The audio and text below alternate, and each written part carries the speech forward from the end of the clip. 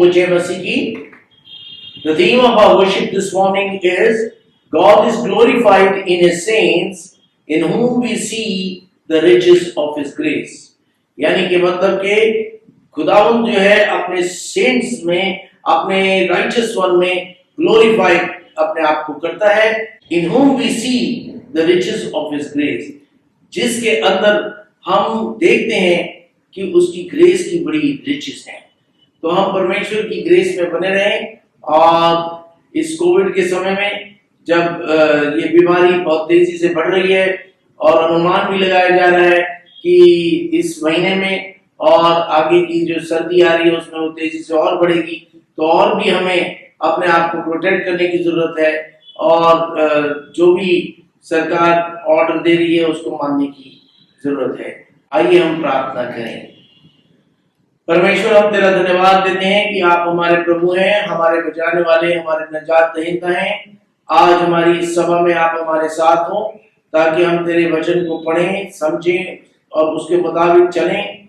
और खुदावंद आपकी बरकतें हमारे सामने हर समय बनी रहें, आपकी बरकतें हमारे जीवन में हर समय बनी रहें और आपकी होली स्पिरिट हमें गाइड करे। यीशु मसीह के वसीले से मांगते हैं, आमीन। ये समय होगा कि हम अपना पहला गीत गाएंगे।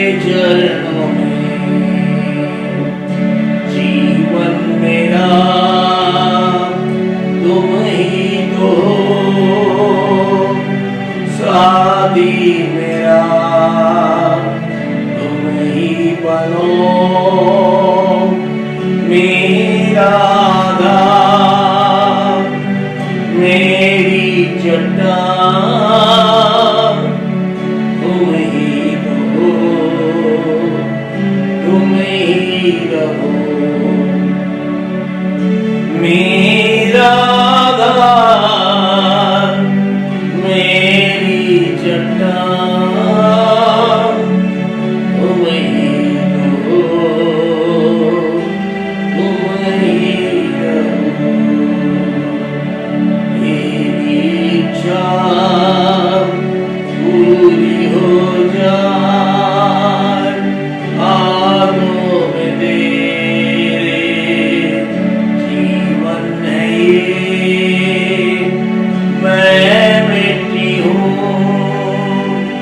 है कुमार, मुझको उठा, मुझको बना।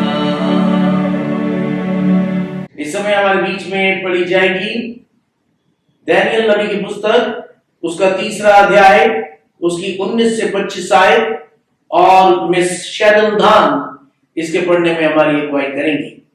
The reading is taken from the book of Daniel, chapter 3, verses 19 to 25. Daniel, chapter 3, verses 19 to 25. Then Nebuchadnezzar was furious with Shadrach, Meshach, and Abednego, and his attitude towards them changed. He ordered the furnace heated 7 times hotter than usual, and commanded some of the strongest soldiers in his army to tie up Shadrach, Meshach, and Abednego and throw them into the blazing furnace.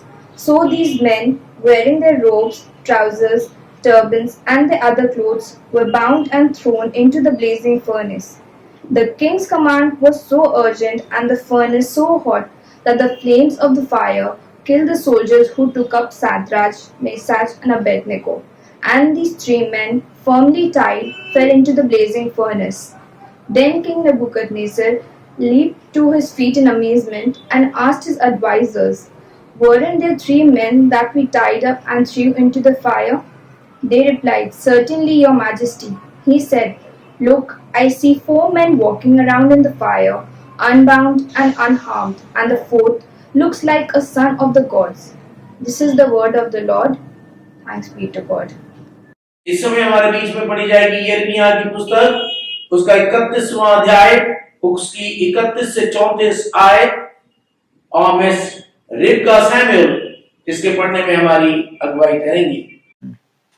यिर्मयाह 31वां अध्याय, उसका 31 से 34 आयत तक। फिर यहोवा की यह वाणी है, सुन, ऐसे दिन आने वाले हैं जब मैं इस्राएल और दाऊद के घरानों से नई वाचा बांधूंगा। यह उस वाचा के समान ना होंगी जो मैं उनके पुरखों से उस समय बांधी थी, जब मैं उनका हाथ पकड़कर उन्हें मिस्र देश से निकाल लाया, क्योंकि यद्यपि मैं उनका पिता था तो भी उन्होंने मेरी यह वाचा तोड़ डाली। परंतु जो वाचा मैं उन दिनों के बाद इज़राइल के घरानों से बांधूंगा वह यह है, मैं उनकी व्यवस्था उनके मन में समवाऊंगा। मैं अपनी व्यवस्था उनके मन में समवाऊंगा और मैं उनके हृदय पर लिखूंगा, और मैं उनका परमेश्वर ठहरूंगा और वे मेरी प्रजा ठहरेंगे। यहोवा की यह वाणी है। तब उन्हें फिर एक दूसरे से यह ना कहना पड़ेगा कि यहोवा को जानो, क्योंकि यहोवा की यह वाणी है, छोटे से लेकर बड़े तक सब के सब मेरी ज्ञान रखेंगे, क्योंकि मैं उनका अधर्म क्षमा करूंगा और उनका पाप फिर स्मरण ना करूंगा। यह परमेश्वर का वचन है। परमेश्वर का धन्यवाद हो। इस समय हमारे बीच में पढ़ी जाएगी प्रेरितों के काम की पुस्तक, उसका 12वां अध्याय, उसकी 6 से 17 आयत। कि लिया गया है प्रेरितों के काम अध्याय 12 उसकी 6 से 17 आयत तक। प्रेरितों के काम अध्याय 12 उसकी 6 से 17 आयत तक। और जब हेरोदेस उसे उनके सामने लाने को था तो उसी रात पतरस 2 जंजीरों से बंधा हुआ 2 सिपाहियों के बीच में सो रहा था और पहरुए द्वार पर बंदी गृह की रखवाली कर रहे थे। तो देखो, प्रभु का एक स्वर्गदूत आ खड़ा हुआ और उस कोठरी में ज्योति चमकी, और उसने पतरस की पसली पर हाथ मार के उसे जगाया और कहा, उठ, फुर्ती कर। और उसके हाथ से जंजीरें खुलकर गिर पड़ी। तब स्वर्गदूत ने उससे कहा, कमर बांध और अपने जूते पहन ले। उसने वैसा ही किया। फिर उसने उससे कहा, अपना वस्त्र पहनकर मेरे पीछे हो ले। वह निकलकर उसे पीछे हो लिया, परंतु ये ना जानता था कि जो कुछ स्वर्गदूत कर रहा है वह सचमुच है, वरन यह समझा कि मैं दर्शन देख रहा हूँ। तब वह पहरे और दूसरे पहरे से निकलकर उसे लोहे के फाटक पर पहुंचे जो नगर की ओर है। वह उनके लिए आप से आप खुल गया और वह निकलकर एक ही गली होकर गए। इतने में स्वर्गदूत उसे छोड़कर चला गया। तब पतरस ने संचेत होकर कहा, अब मैं सच जान लिया कि प्रभु ने अपना स्वर्गदूत भेजकर मुझे हेरोदेस के हाथ से छुड़ा लिया और यहूदियों की सारी आशा तोड़ दी। और यह सोचकर वह उस यूहन्ना की माता मरियम के घर गया जो मरकुस कहलाता है। वहां बहुत लोग इकट्ठे होकर प्रार्थना कर रहे थे। जब उसने फाटक की खिड़की खटखटाई तो रूंदे नाम एक दासी सुनने को आई और पतरस का शब्द पहचान कर उसने आनंद के मारे फाटक ना खोला, परंतु दौड़कर भीतर गई और बताया कि पतरस द्वार पर खड़ा है। उन्होंने उससे कहा, तू पागल है, परंतु वह दृढ़ता से बोली कि ऐसा ही है। जब उन्होंने कहा, उसका स्वर्गदूत होगा, परंतु पतरस खटखटाता ही रहा। सो उन्होंने खिड़की खोली और उसे देखकर चकित हो गए। तब उसने उन्हें हाथ से सेन किया कि चुप रहें और उनको बताया कि प्रभु की रीति से मुझे बंदी गृह से निकाल लाया है। फिर कहा कि याकूब और भाइयों को यह बात कह देना। तब निकलकर दूसरी जगह चला गया। ये परमेश्वर का वचन है। परमेश्वर का The Holy Gospel is found written in the Gospel according to St. Matthew, chapter 5, verses 3 to 10, and Mr. Roydell Simon will lead us in the reading of the text. The Holy Gospel is taken from the Gospel according to St. Matthew, the 5th chapter, verses 3 through 10. Matthew, chapter 5, verse 3 through 10. Glory to you, Lord Jesus. Blessed are the poor in spirit, for theirs is the kingdom of heaven. Blessed are those who mourn, for they shall be comforted. Blessed are the meek, for they shall inherit the earth. Blessed are those who hunger and thirst for righteousness, for they shall be satisfied. Blessed are the merciful, for they shall receive mercy. Blessed are the pure in heart, for they shall see God. Blessed are the peacemakers, for they shall be called sons of God. Blessed are those who are persecuted for righteousness, for theirs is the kingdom of heaven. This is the gospel of Christ. Praise be to thee, Lord Jesus. We will continue with the Gospel reading. The Gospel of Matthew, chapter 5, verse 13 to 16, and Mr. Cyril Peter James will lead us in the reading of this passage. इंजील मुकद्दस मत्ती की इंजील उसका 5वां अध्याय उसकी 13 से और 16वीं आयत तक यूं शुरू होती है। तुम पृथ्वी के नमक हो, परंतु यदि नमक का स्वाद बिगड़ जाए तो फिर किस वस्तु से नमकीन किया जाएगा? फिर वो किसी काम का नहीं, केवल इसके कि बाहर फेंका जाए और मनुष्यों के पैरों तले रौंदा जाए। तुम जगत की ज्योति हो। जो नगर पहाड़ पर बसा हुआ है वो छुप नहीं सकता, और लोग दिया जलाकर पैमाने के नीचे नहीं परंतु दीवट पर रखते हैं, तब उससे घर के सब लोगों को प्रकाश पहुंचता है। उसी प्रकार तुम्हारा उजियाला मनुष्यों के सामने चमके, कि वे तुम्हारे भले कामों को देखकर तुम्हारे पिता की जो स्वर्ग में है बढ़ाई करें। ये मसीह की इंजील है। आइए हम प्रार्थना करें। परमेश्वर, हम तेरा धन्यवाद देते हैं कि आप हमारे प्रभु हैं, हमारे बचाने वाले, हमारे नजात दहिंदा हैं, और खुदावंद आपकी बरकतें हमारे सामने हर समय बनी रहें। आपकी बरकतें हमारे जीवन में हर समय बनी रहें और आपकी होली स्पिरिट हमें गाइड करे। यीशु मसीह के वसीले से मांगते हैं, आमीन। आज की गॉस्पेल रीडिंग जो हमारे सामने पढ़ी गई उसमें हम देखते हैं यीशु जो थे अपने लोगों से सरमन ऑन द माउंट में बात कर रहे थे। एक पहाड़ पर थे, पहाड़ी संदेश कहलाता है, और वो लोगों को बता रहे थे कि कौन कौन लोग धन्य हैं। अब हम देखें कि वो धन्य उनको बता रहे हैं यीशु की वो धन्य है, और दूसरा वो क्यों धन्य है। सबसे पहला वो कहते हैं blessed are those who are poor in spirit. कई लोगों को अपने अंदर लगता है कि हम उतने राइचियस नहीं हैं जितने हमें होना चाहिए।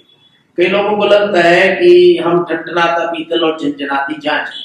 कई लोगों को लगता है हम उतने पाप नहीं हैं कि हम उतने अपने आप को अच्छा कह सकें। और प्रभु कह रहा है धन्य है वो लोग जो कि अपने मन के दीन है, जो वो अपने मन में सोचते हैं कि हम उतने अच्छे नहीं है जितने हमें होना चाहिए, वो धन्य है। For theirs is the kingdom of heaven। यानी खुदावंद की किंगडम है किसके लिए? उन लोगों के लिए है जो कि मन में अपने आप को कुछ भी नहीं समझते। यानी अगर आप अपने मन में कुछ भी नहीं समझते, सोचते हैं मैं तो बिल्कुल अबेस्ट हूँ, मैं किसी भी काम का नहीं हूँ, मेरे आगे कुछ भी ऐसा नहीं है कि मैं कह सकूं कि मैं धन्य हूँ, तो वो कह रहे हैं blessed are you for yours is the kingdom of heaven. परमेश्वर का राज्य तुम्हारा ही है। Blessed are those who mourn, यानी जो दुख में हैं वो धन्य हैं क्योंकि दे शैल बी कम्फर्टेड। यानी मतलब अगर आप देखें यीशु किन किन लोगों को धन्य कह रहा है, वो उन लोगों को धन्य कह रहा है जो कि कमजोर है, मजलूम है, किसी दुख में है, मौन कर रहे हैं, दुख बना रहे हैं, गम बना रहे हैं। Blessed are those who are gentle, they shall possess the land. यानी कई बार जो लोग होते हैं, कई लोग बहुत बड़ी बड़ी डींगे मारते हैं, मैं ये कर दूंगा, मैं वो कर दूंगा, और ऐसे लोगों को परमेश्वर धन्य नहीं कह रहा है। वो डींग मारने वालों को धन्य नहीं कह रहा है, वो कह रहे हैं blessed are those who are gentle, जो कि नम्र हैं, क्योंकि they shall possess the land, क्योंकि वो पृथ्वी के अधिकारी होंगे। यानी परमेश्वर के मापदंड से अगर हम देखें कि कौन कौन लोग धन्य हैं, और फिर हम ये देखें कि हम धन्य लोगों में आते हैं कि नहीं। और मैं सोचता हूँ कि बहुत से गरीब, बहुत से मजलूम, बहुत से वीक, सब उन धन्य लोगों की लिस्ट में आ जाएंगे। Blessed are those who hunger and thirst for justice, यानी उनको है कि वे जस्टिस मिले, for they shall be satisfied. यानी परमेश्वर मुझे और आपको सेटिस्फाई करने वाला परमेश्वर है, और वो कह रहा है blessed are the merciful, for they shall find mercy. यानी जो दूसरों पे रहम करते हैं, कई लोग दूसरे के ऊपर रहम नहीं करते, उनके अंदर गुस्सा ही भरा रहता है। हम देखते हैं जो ओल्ड टेस्टमेंट रीडिंग हमारी पढ़ी गई, वो वहां पर एक राजा था नबूकदनेस्सर, उसने एक बहुत अपनी बड़ी मूर्ति बनाई, और उसने कहा कि इस मूर्ति की तुम आराधना करो, और फिर वो बड़ा गुस्सा हो गया कि मेरी मूर्ति की कुछ लोग आराधना नहीं कर रहे। तो शद्रक, मशक और अबेदनगो को उसने कहा कि मैं तुम्हारे को क्या कर दूंगा, आग के भट्टे में डाल दूंगा। तो हम देखते हैं कि उनको आग के भट्टे में डाल दिया गया, मगर हम वहां पर ऐसा लिखा है कि उस आग के भट्टे को इतना धधकाया गया कि उसकी जो अगर हम एक्स्ट्रा कैनोनिकल टेक्स्ट को पढ़ें तो वहां लिखा है कि उसकी जो हीट थी, जो उसकी जो लपटें थी, वो 60 फुट तक चली गई, 20 मीटर तक चली गई। कितना ऊंचा लपटें नहीं होंगी, और उन लपटों के अंदर इतना धधकाया गया उन भट्टों को कि उसमें उन्हें डालना है। और हम देखते हैं कि जो बंदे शद्रक, मशक और अबेदनगो को वहां भट्टों में डाल रहे थे, वो भट्टे में डालते डालते वो उन लपट से मर गए। और शद्रक, मशक और अबेदनगो को बांध के डाला गया, मगर वो अंदर उन लपटों के चलते हुए दिखाई दिए, और ना सिर्फ वो खुल गए, वो चल रहे थे, और उनके साथ एक और भी 3 डाले गए थे, 4 दिख रहे थे, क्योंकि द सन ऑफ गॉड यीशु उनके बीच में था। The angel of God, that is Jesus Christ. The angel जहाँ पे बाइबल में लिखा है वो यीशु के बारे में लिखा है। तो एक्स्ट्रा कैनोनिकल टेक्स्ट को अगर हम पढ़ते हैं तो वहां यूं लिखा है, मैं आपके सामने पढ़ देता हूं। They walked in the midst of flames, वो फ्लेम्स के बीच में चल रहे थे, singing to God and praising the Lord। वो उस फ्लेम्स के बीच में क्या कर रहे थे, वो आराम से चल रहे थे, और वो सिंग कर रहे थे, वो प्रेज गा रहे थे, और वहां पर वो उसके अंदर खड़े होकर they started in the fire and prayed aloud। वो क्या दुआ कर रहे थे, क्या एक खुदावन blessed and worthy of praise you are, कि तू आए खुदावन worthy of praise है। हम देखते हैं जब वो आग के भट्टे में थे, तो जो एक्स्ट्रा कैनोनिकल टेक्स्ट इनके बारे में हमें बताता है, उसको जानना हमारे लिए अनिवार्य है। हमें जरूरी है कि हम जाने कि वो भट्टे में कर क्या रहे थे, क्योंकि एकदम उन्होंने भट्टे में डाला और बाहर से झपट से बाहर नहीं निकाल लिया। काफी टाइम उन्होंने भट्टे में बिताया, काफी टाइम तक उन्होंने दूध को जलाने की कोशिश की, और तब उन्होंने देखा कि अरे ये तो आराम से भून रहे हैं, उनकी आवाज चीख चाक तो आ नहीं रही। तो वहां भट्टे में क्या हो रहा था उसके बारे में ये एक्स्ट्रा कैनोनिकल टेक्स्ट हमें बताता है। मैं पवित्र बाइबल में से आपके सामने पढ़ रहा हूँ। You can see I am reading from the Bible, so you must here it very properly.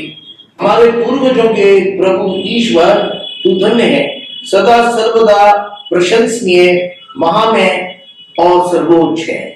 तूने हमारे साथ जो किया है उसे तूने न्याय के अनुसार किया।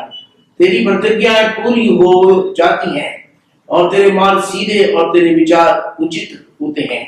हमारे पूर्वजों के पावन नगर यरूशलेम पर और हम पर जो विपत्तियां तूने पहुंचाई हैं वे न्याय संगत हैं, क्योंकि हमने पाप किए हैं और हमारे अपने पापों के अनुसार तूने हमारे साथ उचित व्यवहार किया है। क्योंकि हमने पाप किया, तुझे त्याग कर कुकर्म किया और हर तरह के अपराध किए।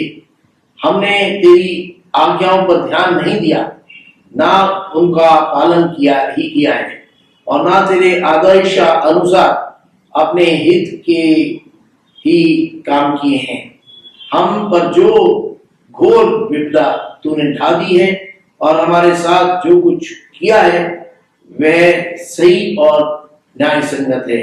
तूने हमें ऐसे शत्रुओं के हाथ सौंप दिया है जो अन्यायी और अधर्मी है, ऐसे दुष्ट राजा के हाथ जो सबसे अन्यायी है।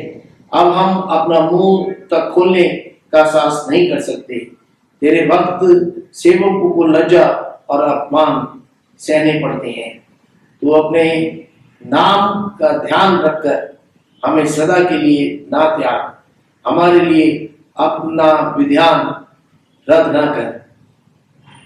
हम देखते हैं कि जब ये आग में चले गए तो ये प्रार्थना करने लगे, और आग में भी ये जब चले गए तो ये कह रहे थे कि हम लोगों ने परमेश्वर तेरी विधियों को नहीं माना।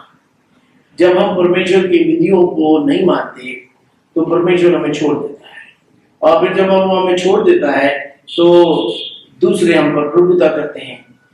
यानी मतलब प्रभु हमसे कह रहा है, अगर तुम अपने जीवन को मेरी मर्जी के मुताबिक नहीं चलाओगे तो तुम कैसी कैसी विपदाओं में आ सकते हो।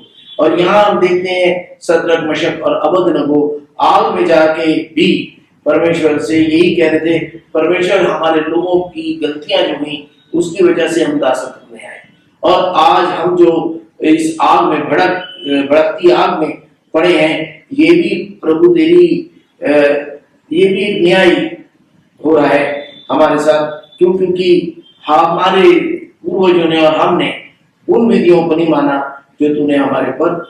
अब देखते हैं जब उसको आग में डाल दिया गया तो वहां आग के अंदर भी वो लोग परमेश्वर के बारे में बुरा नहीं बोल रहे थे, और तब उन तीनों ने जो महसूस किया उसको उन्होंने एक्सप्रेस भी किया। ऐसा हो नहीं सकता कि कोई बंदा भट्टे की आग में रह के आए और फिर उसके साथी ना पूछे तुझे अंदर कैसा लग रहा था, क्या हो रहा था। तो उन्होंने उस बात को बाद में एक्सप्लेन भी किया कि हमें कैसा लग रहा था, कि व्हाट वाज हैपनिंग, कि क्यों हमें आग नहीं लग पाई, क्यों हमें टच नहीं कर पाई। तो मैं आपके सामने पढ़ देता हूँ कि जो वहां पर बाइबल में रिकॉर्डेड है उसको मैं आपके सामने पढ़ रहा हूँ। ये है दानियेल नबी की पुस्तक, उसका 3रा अध्याय, उसकी 49 आयत में पढ़ रहा हूँ। किंतु अज़राया और उसके साथियों के साथ प्रभु का दूत भी भट्टी में उतर आया।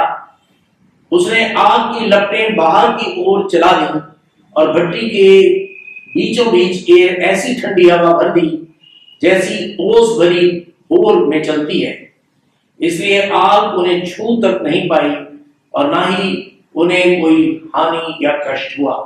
यानी मतलब जब परमेश्वर आपके साथ आगे खड़ा हो जाता है, और वो कब खड़ा हो जाता है, जब आप दुखों में हैं, ट्रबल में हैं। कई बार ऐसा होता है कि आप रो रहे होते हैं, आपके आंसुओं को वो पोंछ देता है, वो आपके जीवन में खुशी खुशी भर देता है, और ही wants to call such people who are in any type of trouble blessed, क्योंकि खुदावंद को आप उस समय महसूस कर पाते हैं। जब आप प्रॉब्लम में से गुजर रहे होते हैं तब आप उसको महसूस भी करते हैं और आप देखते हैं कि कहीं से भी वो रास्ता निकाल देता है। हम देखते हैं यीशु के पीछे बहुत सारे लोग चल रहे थे और खुदा ने देखा कि बहुत बड़ी भीड़, कोई 5,000 लोग आदमी थे और मैंने बता रखा है 10,000 के करीब औरतें भी होंगी और बच्चे थे, तो कोई 20-25 हजार की भीड़ उसके साथ थी और वो एक डेजर्ट प्लेस में थे और वहां खुदा ने कहा कि इनको तुम खाने को दो, तो फिलिप बेचारे घबरा गए, मगर फिर खुदा ने कहा तुम इनको हरी घास में बिठा दो। यानी मतलब even in the midst of trouble, हर एक ट्रबल के बीच में भी खुदावंद हमारे लिए कुछ ना कुछ ऐसे ओएसिस बना देता है, कुछ ना कुछ ऐसी जगह बना देता है, किसी बंदे को ऐसा खड़ा कर देता है कि वो हम दुखों के बीच में भी हमारे लिए हरी घास उगी हुई होती है। और वहां उन्होंने उसको वेटेड ग्रास पर बिठा दिया, make them sit on the green grass, और उसने उनको ग्रीन ग्रास पर बिठा दिया। वो अपनी भेड़ों को हरी हरी चराइयों पर बिठाता है, वह उन्हें सद्दई जल के झरने के पास ले चलता है। यानी परमेश्वर in the midst of desert, वहां मरुस्थल के बीच में भी उसने अपनी जो भीड़ थी उसको कहा तुम इनको हरी घास के ऊपर बिठा दो। तो परमेश्वर मुझे और आपको कह रहा है you are blessed if I am with you. वो लोग आग में थे और आग में भी वो परमेश्वर से कह रहे थे खुदा गलती हमारी और हमारे लोगों की है कि आज हम इतने भी हो गए कि हमें लोगों ने उठा के आग में डाल दिया है और हम ना अपने आप को बचा पा रहे, ना हमारे साथ कोई खड़ा होने वाला है, but we are thrown into the fire, but yet O Lord you are just. हम गलती हमारी और हमारे पूर्वजों की है।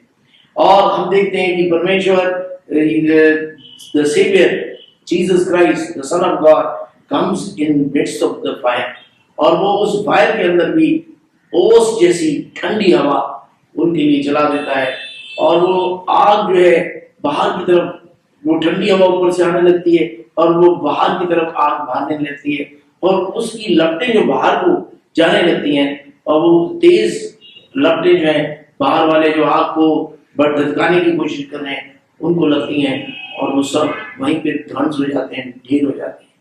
तो हम देखते हैं जो खुदावंद के लोग होते हैं उनके लिए खुदावंद ऐसी रास्ते निकालता है। और तब जब वो उस ठंडी हवा को महसूस कर रहे हैं उस आग के बीच में, वो गीत गाने लगते हैं और वहाँ गीत बाइबल में क्लियरली लिखा हुआ है, मैं आपके सामने पढ़ देता हूँ। हे हमारे पूर्वजों के प्रभु ईश्वर, तू धन्य है, सदा सर्वदा प्रशंसनीय, महिमा में और सर्वोच्च है। तेरा महा पवित्र नाम धन्य है, सदा सर्वदा प्रशंसनीय, महिमा में और सर्वोच्च है। तू अपने महिमा निमित्त पवित्र मंदिर में धन्य है, सदा सर्वदा प्रशंसनीय, महिमा में और सर्वोच्च है। तू अपने स्वर्ग के सिंहासन पर धन्य है, सदा सर्वदा प्रशंसनीय, महिमा में और सर्वोच्च है। यानी God is saying you are, वो सारे अंदर उस भट्टे के अंदर भी खुदा की तारीफ कर पा रहे हैं। परमेश्वर मुझे और आपको कहता है अगर आप प्रॉब्लम्स में से भी गुजर रहे हैं तो परमेश्वर जानता है कि वो आपको बचाने में समर्थ है, वो आपको बचा लेगा, वो आपको प्रोटेक्ट करेगा। हम देखते हैं परमेश्वर यीशु कह रहे हैं धन्य है वे जो दयावंत हैं क्योंकि उन पर दया की जाएगी, धन्य है वे जिनके मन शुद्ध हैं क्योंकि वे परमेश्वर को देखेंगे, धन्य है वे जो मेल कराने वाले हैं क्योंकि वे परमेश्वर के पुत्र कहलाएंगे, धन्य है वे जो धार्मिकता के कारण सताए जाते हैं क्योंकि स्वर्ग का राज्य उन्हीं का है। परमेश्वर मुझे और आपको कहता है कि आप सब लोग जो परमेश्वर के पथ पे चल रहे हैं वो धन्य हैं। यानी मतलब धन्य हैं कौन? धन्य वो हैं जो परमेश्वर के पथ पे चल रहे हैं। तो अगर हम यिर्मयाह नबी की पुस्तक उसका 31वां अध्याय उसकी 31वीं आयत जो हमारे सामने पढ़ी गई उसको हम देखते हैं और उसको समझते हैं तो वहाँ यूं लिखा है, फिर यहोवा की यह भी वाणी है, सुन ऐसे दिन आने वाले हैं कि मैं इज़राइल और यहूदा के घराने से एक नई वाचा बांधूंगा। खुदाबंद मुझे और आपसे एक नई वाचा बांधना चाहता है। वह उस वाचा के समान ना होगी जो मैंने उनके पुरखाओं से और उस समय बांधी थी जब मैं उनका हाथ पकड़कर उन्हें मिस्र देश से निकाल लाया। क्योंकि यद्यपि मैं उनका पति था तो भी उन्होंने मेरी यह वाचा तोड़ डाली। परंतु जो वाचा मैं उन दिनों में के बाद इजराइल के घराने से बांधूंगा वह ये है, मैं अपनी व्यवस्था उनके मन में समझाऊंगा और उसे उनके हृदय पर लिखूंगा, और मैं उनका परमेश्वर ठहरूंगा और वे मेरी प्रजा ठहरेंगे। यहोवा की यही वाणी है। यानी परमेश्वर हमारे को कह रहा है तुम लोग धन्य हो, और मगर तुम धन्य तब हो जब तुम मेरी वाचा को अपने मन में लिख देते हो। यानी परमेश्वर की वाचा को वो कह रहा है कि मैं वो दिन आएंगे जब मैं उनके मन पर अपनी वाचा को लिख दूंगा। अब वो मन पर वाचा को लिखेगा कैसे? केवल हम सोचते हैं परमेश्वर ही लिख देगा, परमेश्वर ही सब कुछ कर देगा, हमारा कोई एक्शन नहीं है। No, we all have to be present. यानी मतलब कि अगर हम खुदावंद कह रहे हैं मैं लिख दूंगा, इसका मतलब मैं उन्हें ऐसा शौक दूंगा कि वो मेरी वाचा को अपने दिल पे लिखने की कोशिश करेंगे। वो कोई भी दूसरे को नहीं सिखाएगा, सब मेरे से द्वारा सीखे हुए होंगे। यानी मतलब सब खुदावंद में उठ के खुद ब खुद वचन को पढ़ा करेंगे। यानी मतलब कि वो दिन आएंगे जिस समय लोग परमेश्वर के वचन को पढ़ा करेंगे and they will be happy to read the word of God. यानी परमेश्वर मुझे और आपको चाहता है कि हम उसके वचन को अपने हृदय रूपी पटिया पर लिख लें, और उसके लिए हम सबको वचन को खोलना पड़ेगा और वो हमें लिखना पड़ेगा। क्योंकि जब तक हम वचन को खोलेंगे नहीं, पढ़ेंगे नहीं, समझेंगे नहीं, तब तक हमें समझ कैसे आएगा? परमेश्वर कह रहा है तब वो मुझसे कुछ भी मांगेंगे मैं उनकी सुन लूंगा। जब वो मुझसे मांग ही रहोगे मैं उनकी दुआओं को सुन के जवाब दूंगा। हम देखते हैं एक्ट्स ऑफ द अपोस्टल हमारे सामने पढ़ी गई, वहां जो पतरस जो परमेश्वर का चेला था उसको उन्होंने हेरोद ने जेल में बंद कर लिया और अगले दिन उसको एग्जीक्यूट करना था। मगर उसी रात पतरस जो था वो सो रहा था और कलीसिया उसके लिए बहुत घुटनों पे होकर दुआ कर रही थी। और उस दुआ का असर ये हुआ कि परमेश्वर के मतलब उस प्रिजन में उस दुआ का असर ये हुआ कि उस प्रिजन के अंदर परमेश्वर का दूत आ गया और उसकी जो चेनें थी वो सारी सांकलें वांकलें टूट गई और दरवाजे खुलते चले गए। वो एक गार्ड, दूसरा गार्ड, तीसरा गार्ड, ऐसे 4 सेट्स ऑफ गार्ड्स को क्रॉस करता हुआ वो गेट पे आया और लोहे का गेट भी अपने आप उसके सामने खुल गया और वो निकल के चला। जब वो बाहर निकल आया, गेट से बाहर कर दिया उसने उसको, तो उसने कहा एंजल चला गया। परमेश्वर हमारे लिए वहां आके हमारी मदद बन जाता है जहां आप किसी मदद को सोच ही नहीं सकते कि आ जाएगी। तो परमेश्वर किसी के लिए भी कहीं पे भी किस तरीके से मदद भेज देगा किसी को पता नहीं। हमको परमेश्वर के वचन को अपने ऊपर अंकित करना है और परमेश्वर की बरकत हमारे साथ हर समय बनी रहेगी। That is what is for sure. तो खुदावंद मुझे और आपको पुकारता है कि हम परमेश्वर के वचन को अपने मन पर अंकित करने लिख लें और वो वचन को हमको खुद पढ़ना है, समझना है और तब वो हमारे मन पर अंकित हो जाएगा। क्योंकि वो कहते हैं ना करत करत अभ्यास थे जड़मती होत से जान। यानी मतलब कि जब आप करते रहेंगे, पढ़ते रहेंगे तो आपको चीज आपके मन पर अंकित हो जाएगी और जब वो आपके मन पर अंकित हो जाएगी तो आपके मुंह से भी वही निकला करेगी। क्योंकि जो तेरे दिल में है वो बाहर जब आएगा तो बहुत ही अच्छा होगा। तो आप जो है अगर आपके दिल पे परमेश्वर का वचन लिखा होगा तो आपके मुंह से भी परमेश्वर का वचन निकलेगा। तो इसलिए आप अपनी जिंदगी में परमेश्वर के लोग बने, परमेश्वर की राह पर चले और परमेश्वर आपकी बरकत हर समय बनाए। आइए हम प्रार्थना करें। परमेश्वर हम धन्यवाद देते हैं तेरी सब नेमतों और बरकतों और बख्शिशों के लिए, इस अच्छे वचन के लिए जो हमने अभी पढ़ा। प्रभु आप बहुतायत से हमें आशीषित करें, अपने प्रेम में बनाए रखें, अपने नाम और अपने जलाल के लिए इस्तेमाल करें। यीशु मसीह के वसीले से मांगते हैं, आमीन। I published the banns of marriage between Shaista Ahmed, daughter of late Mr. S.A. Ahmed, a spinster of St. Michael's and All Angels Church, Jampura, Delhi, and Mr. Rahul Paul, son of Mr. Sushil Paul, a bachelor of Kulpahar Church of Christ Chapel, Kulpahar, Uttar Pradesh. If any of you know any just cause why these persons should not lawfully marry, you are to declare it in writing to the presbyter in charge of this church. This is the first time of the asking. Let us pray for Shaista and Rahul. Father Almighty, we pray for Shaista and Rahul. Prepare them, we beseech thee, for this sacred union, and be thou their guide in everything they do, and bless and protect them, and prepare them for this sacred union. Amen.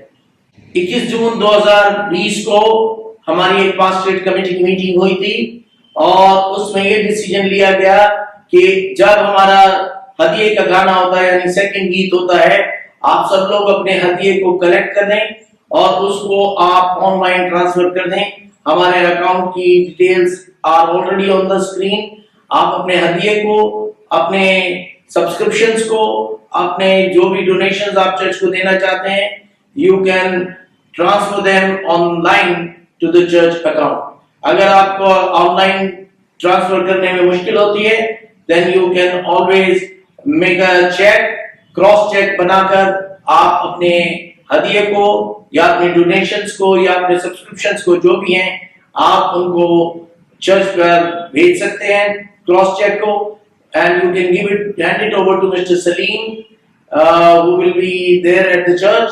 और आप जो हैं उसकी जो details हैं आप हमें जरूर से फॉरवर्ड कर दें ताकि हम आपको अकॉर्डिंगली रिसीट उसकी दी जा सके। प्रभु आप सबके साथ हो। Let us all rise up and sing our second hymn.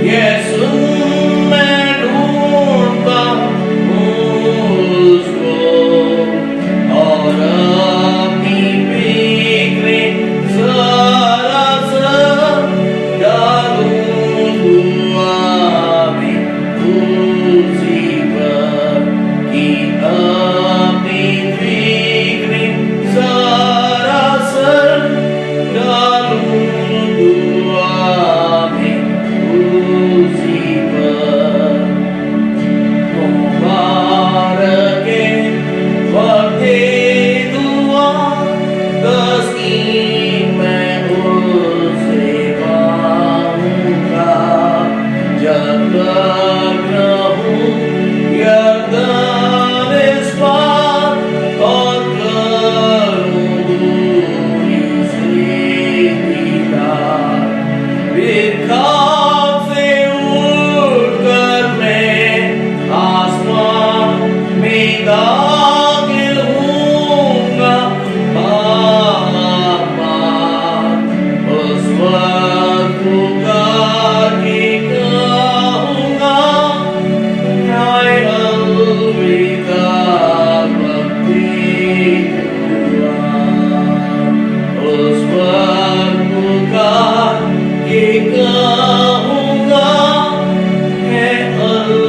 पिता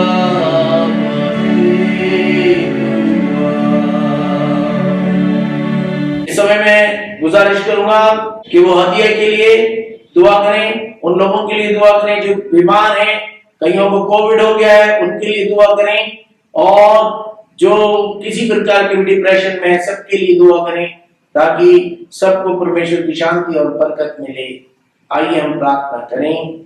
जी, आपका धन्यवाद करते हैं इस समय के लिए, सुंदर समय के लिए प्रभु। आपने जो दिया है, आपके आगे सिर झुकाने के लिए, प्रार्थना करने के लिए प्रभु। इस कोविड महामारी के समय भी आपने हम लोगों को जोड़ा है, इस विश्राम के पवित्र दिन को मनाने के लिए प्रभु। आपका धन्यवाद करते हैं। जो लोग इस प्रार्थना में नहीं जुड़ सके, वो भी हम समझते हैं हमारे साथ है, उनके लिए भी हम प्रार्थना करते हैं। आपका धन्यवाद करते हैं प्रभु।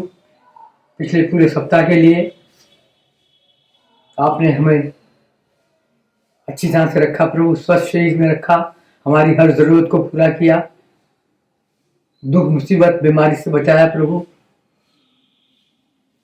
ऐसा मन दिया, विचार दिया जो हम आपके विश्वास में रहे, और हम समझते हैं कि आपका हमें आशीष मिला प्रभु। जो लोग इस दौरान प्रभु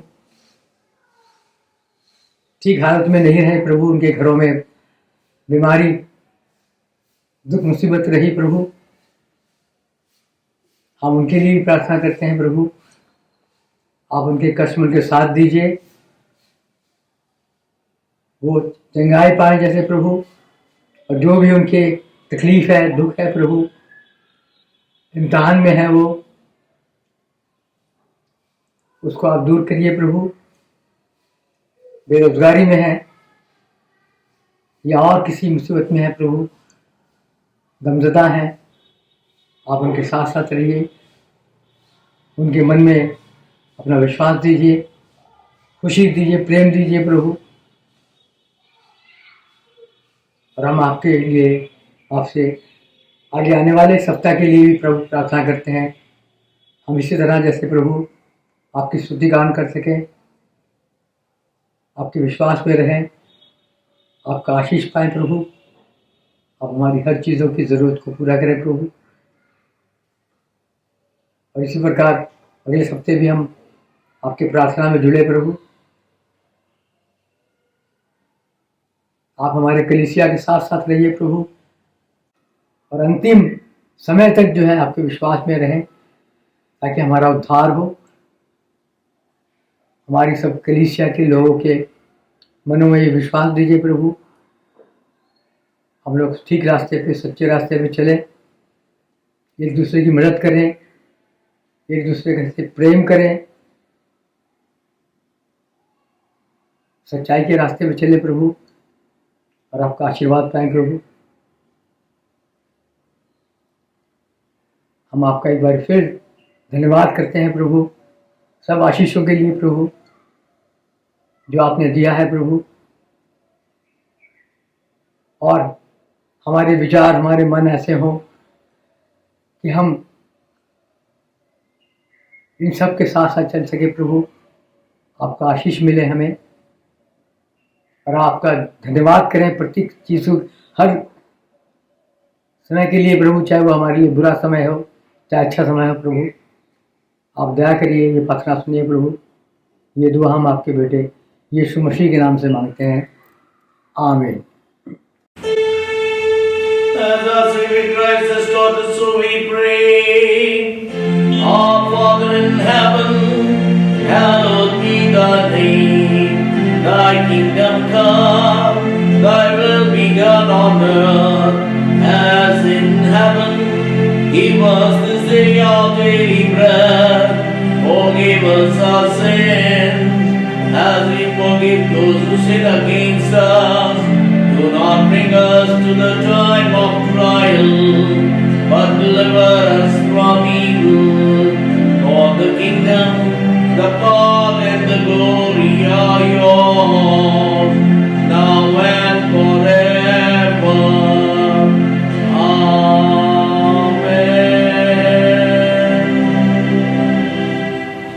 now with the grace of our Lord Jesus Christ and the love of God and the fellowship of the Holy Spirit be with us and all our loved ones this day and forevermore. Amen. And the blessing of God Almighty, the Father, the Son, and the Holy Spirit be amongst us and remain with us always. Amen. Amen. Amen.